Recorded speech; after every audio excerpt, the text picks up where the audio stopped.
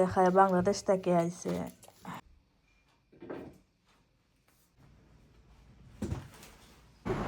বাতাস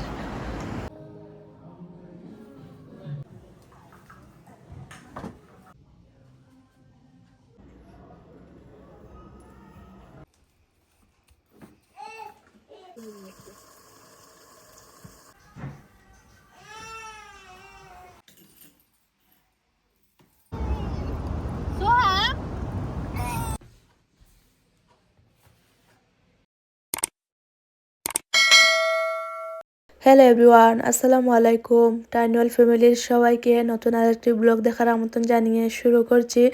তো যারা কিনা আমার ব্লগটা কষ্ট করে দেখছেন সবাইকে অনেক ধন্যবাদ। আর যারা নতুন অবশ্যই আমার চ্যানেলটা সাবস্ক্রাইব করে আমার পাশে থেকো প্লিজ। ব্লগটা সকাল থেকে স্টার্ট করলাম, একটু সকালেই ঘুম থেকে উঠেছি। আজ বাসার অনেক কাজ আছে, তারপরে দুপুরের জন্য রান্না বান্না করা নেই। আমি প্রায় রাতেই রান্না করে রাখি, কিন্তু কাল রাতে আর রান্না করতে পারিনি। আর বিকালে আমার বোনের সাথে পিকনিকে যাব, সেই কারণেই একটু সকাল সকাল উঠেছি। তা না হলে আবার সব কিছু ম্যানেজ করতে পারবো না টাইম দিয়ে। যেই দিন সংসারে কাজকর্ম কম থাকে সেই দিন আমি একটু লেটই ঘুম থেকে উঠি। আমাদের এখানে তো সামার শুরু। বিদেশে সামার মানে ঘোরাঘুরি, পিকনিক, আড্ডা এগুলাই। কারণ দিন অনেক লম্বা, রাত 10টা-11টার সময় সন্ধ্যা হয়। তারপরে বাচ্চাদের স্কুলও 3 মাসের জন্য বন্ধ থাকে, সেই কারণে প্রায় সবাই বিকালে ঘোরাঘুরি করেন। কারণ দিন লম্বা হওয়ার কারণে সারাটা দিন বাসায় শুয়ে বসেও যেন সময় কাটে না। বিকাল টাইমে একটু বোরিং লাগে। ছেলেরা তো আর কাজে থাকেন, আর আমরা মেয়েরা বাসায় বসে কি করব, তাই আমরা ঘোরাঘুরি করি, পিকনিক করি। তো আমাদের পিকনিক বা ঘোরাঘুরি দেখে যারা বাংলাদেশে থাকেন ওনারা হয়তো বা মনে মনে ভাবতে পারেন যে আমরা মনে হয় কোনো কাজকর্ম করি না, শুধু ঘুরাই আর বেড়াই। আজ দেখাবো পিকনিকের আগে কত কাজ করি, তারপরেও বুলবুলির মতো সেজে গুজে বিকালে পিকনিকে চলে যাই। সকালে নাস্তা করে নিয়েছি, সেটা দেখাইনি। আর দেখানোর মতো আসলে কিছু করেনি, প্রত্যেকদিন যা খাই সেটাই। আমার ডিম দিয়ে ভাত ফ্রাই করেছিলাম, শুকনা কাপড় ছিল সেগুলা ঢুকালাম, আর মেশিন থেকে কাপড় বের করে রোদে দিচ্ছি। আজকের ওয়েদারটা একটু মিক্স, কখনো রোদ আবার কখনো মেঘলা।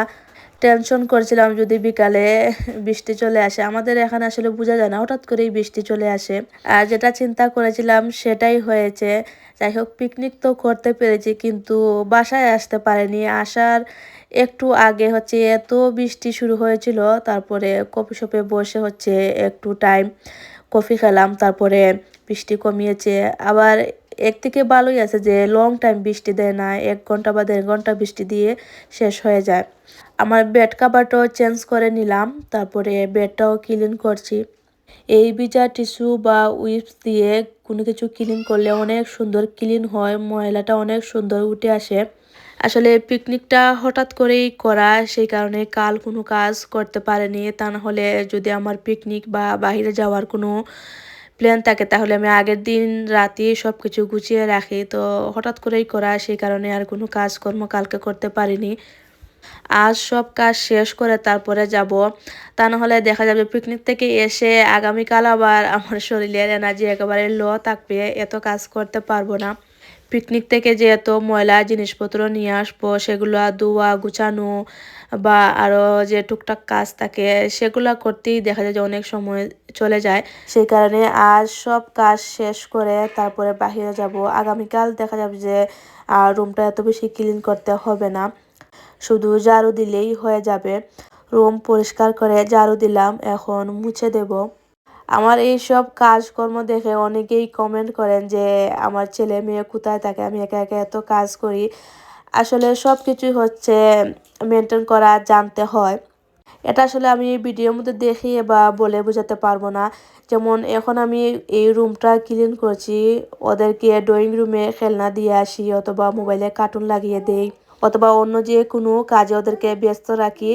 তো দেখা যায় যে 1 ঘন্টা বা 1.5 ঘন্টা ওরা খেলাধুলা করে, আর এই ফাঁকে আমি কাজ শেষ করে নেই। বাচ্চা কাচ্চার মাদের এভাবে বুদ্ধি খাটিয়ে কাজ করতে হয়। যদি মনে মনে চিন্তা করে যে ওরা শান্ত হয়ে বসবে বা তোমাকে কাজ করার সুযোগ দেবে, তাহলে কাজ কোনো সময়ই করতে পারবে না। বাচ্চা সামলিয়ে সংসারে কাজের সময়টা নিজেকেই বুদ্ধি খাটিয়ে বের করতে হয়। এটা আবার কাউকে দেখে বা কেউ বলে দিলেও হবে না। আসলে এক এক বাচ্চার এক এক ধরনের চাহিদা থাকে, এটা আমাদের বুঝতে হবে। আমার বাচ্চারা যেটা করতে ভালো লাগে বা ওদেরকে যা দিয়ে আমি বসিয়ে রাখি, অন্য বাচ্চাদের হয়তো বা সেটা ভালো নাও লাগতে পারে। তো এটা হচ্ছে আমাদের বুঝতে হবে বাচ্চারা কি করলে শান্ত থাকবে। তো এখন হচ্ছে দুপুরের জন্য রান্না বসালাম। আম দিয়ে ছোটো মাছ আর মাছ দিয়ে আলু, এটা ঢেঁড়স ডিপ ছিল, বের করেছি। আর এই যে মখা মাছ আম দিয়ে রান্না করবো।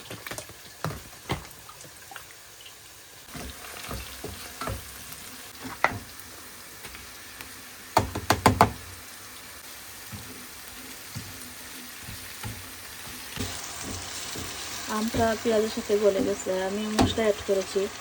1/2 চামচ করে ধনিয়া, এই হলুদ আর মরিচ, এই যে আলু দিলাম, ঢেঁড়স হচ্ছে। একটু করে পানি দিই মাছটা সিদ্ধ হওয়ার জন্য। মাছগুলা ফ্রাই করে নিয়েছি।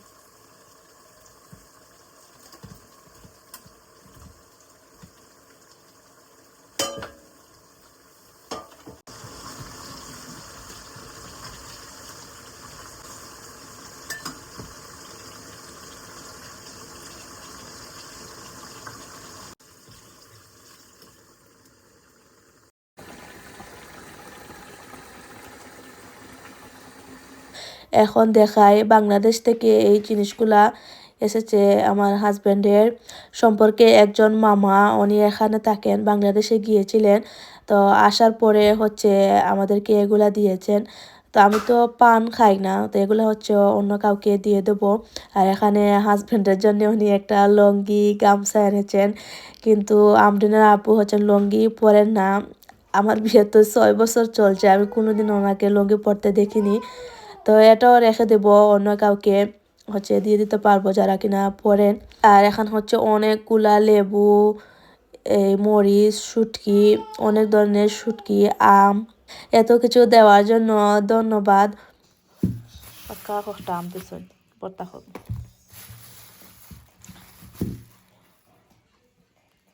গ্রাম আছে আর এখানে হইল আগামরিচ আর ফান।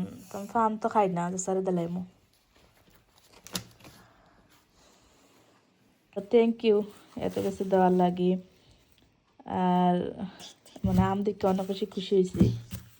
বাংলাদেশের আম আলাদা একটা টেস্ট দেখে, এদেশের আমও অত বেশি টক না।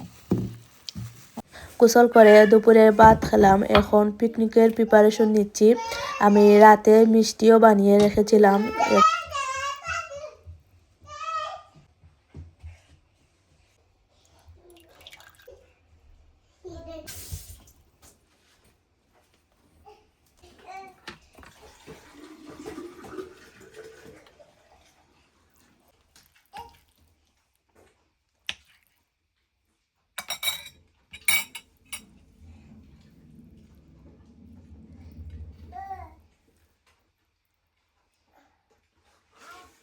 রান্না তো শেষ করলাম, এখন পিকনিকের জন্য নাস্তা তৈরি করবো। এখানে আমি ম্যাগি বানাবো, চানা ভাজি, আর এখানে কিছু ফ্রোজেন সিঙ্গারা, সমোসা, এগুলা।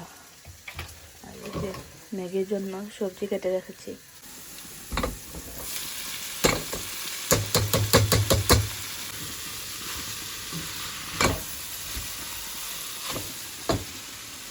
সমোসা ফ্রাই হয়ে গেছে, আলু পেঁয়াজ ফ্রাই করে নিয়েছি, এখন অ্যাড করলাম চানা। পিকনিকের জন্যে আমি যা যা নিব হচ্ছে রেডি করে নিয়েছি।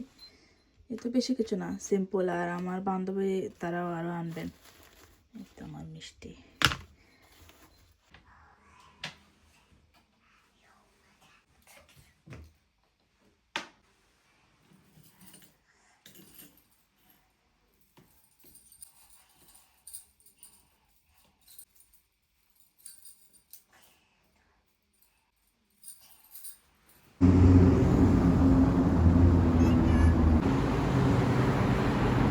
সবাই একসাথে হয়ে একটা জায়গায় বসলাম। এই জায়গা বেশি দূরে না, আমার বাসার কাছেই, 5-10 মিনিটের মতো সময় লাগে। তো নিচে হচ্ছে সাগর আর উপরে বসার জায়গা। প্রায় সবাই এখানে গিয়ে পিকনিক করেন, অনেক বড় এরিয়া। তারপরে অনেক সুন্দর বাতাসও থাকে যেহেতু সাগর সাইড। খাবার দাবার নিয়ে ফ্রেন্ডদের সাথে বসে চা, আড্ডা, গল্প, মানে অনেক ভালো লাগে, অনেক সুন্দর সময় কাটানো যায়। আমার বোনও অনেক কিছু বানিয়ে এনেছেন, ওনার শরীর ভালো না তারপরে এত কিছু দই, তারপরে এটা কি একটা পিঠা ছিল, নামটা আমি ভুলে গেছি। তার খাবারের সাথে সবাই অনেক গল্প করলাম, এনজয় করলাম। আর মাঝে মধ্যে দেখা যায় যে সংসারের ঝামেলা থেকে বের হয়ে বাইরে একটু সময় কাটালে মনও ফ্রেশ থাকে, মাথাও ঠিক থাকে, আজে বাজে টেনশন দূর হয়।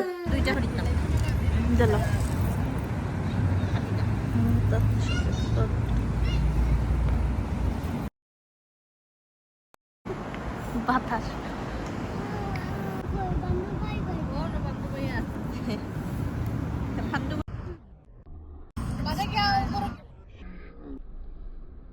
দেও।